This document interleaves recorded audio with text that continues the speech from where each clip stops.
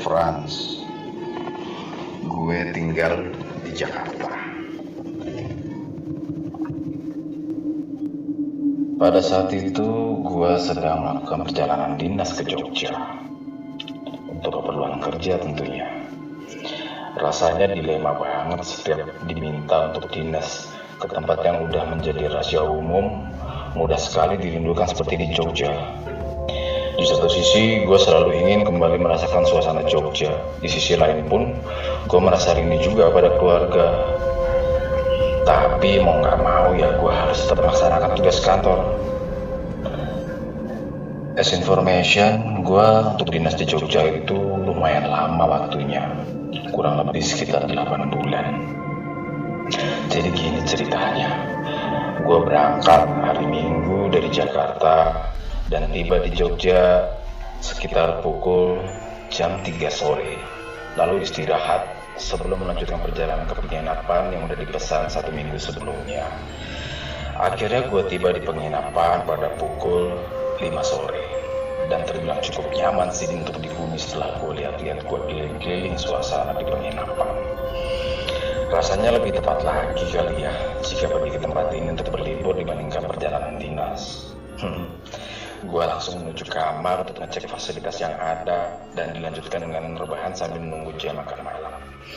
Setelah maghrib, gue cari makan di sekitar penginapan. Akhirnya pilihan gue jatuh ke kedai kecil yang menjual ifumi. Rasanya kok ya enak sih membayangkan memakan ifumi yang hangat pada malam hari, suasana cuaca Jogja yang sedang dingin. Saat makan diantar seorang bapak penjaga kedai, sebut saja Pak Andi. Membuka obrolan dengan bertanya gue bekerja di mana dan asalnya dari mana. Sebab beliau baru aja melihat gue dan nampak asing di daerah tersebut. Nggak seperti pembeli lainnya sih yang memang sudah langganan. Sambil makan, kita bercerita singkat tentang keseharian atau kebiasaan di sekitar sekeliling kita. Namun nggak tahu gimana asal muasalnya ya, obrolan gua dan Pak Andi malah berlanjut ke cerita mistis yang pernah dialamin selama 20 tahun menjaga kedai. Pak Andi cerita dari awal kedai dibuka selama 24 jam, karena memang tempat tinggalnya juga jauh sih dari tempat tersebut. Jadi jika sedang mengantuk khususnya di malam hari, bisa sambil istirahat dan tidur. Istri dan anak pun senantiasa menjaga kedai secara bergantian. Diceritakan oleh Pak Andi, pernah suatu ketika sekitar pukul 11 malam ada seorang pria yang baru aja pulang bekerja mengendarai motor dan memesan nasi goreng. Pria itu memberi uang terlebih dahulu dan diminta untuk menunggu selagi nasi goreng dimasak. Tapi saat Pak Andi menoleh ke meja pelanggan itu, tiba-tiba gak ada, tidak nampak sama sekali. Uang sebelumnya dikasih pun dan disimpan dalam laci pun akhirnya rahib. Itu hanya salah satu cerita mistis yang Pak Andi ceritakan. Hari sudah semakin larut. Gue bergegas kembali ke penginapan. Dalam perjalanan gue teringat suatu wejangan jika bercerita dan memikirkan hal mistis sama aja dengan mengundang makhluk tak kasat mata di sekitar. Gue mulai merasa was-was ketika itu. Meski sudah tiba di kamar, TV gue nyalain agar suasana terasa ramai. Gak lama gue rebahan, pintu kamar ada yang ngetuk. Tok, tok, tok. Awalnya sih gue biasa aja, gak ada curiga sama sekali. Karena ada kemungkinan penjaga penginapan ingin memastikan fasilitas aman dan tercukupi.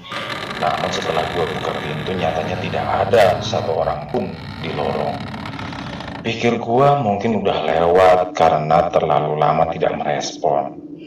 Gak lama ada ketukan berikutnya. Tok, tok, tok.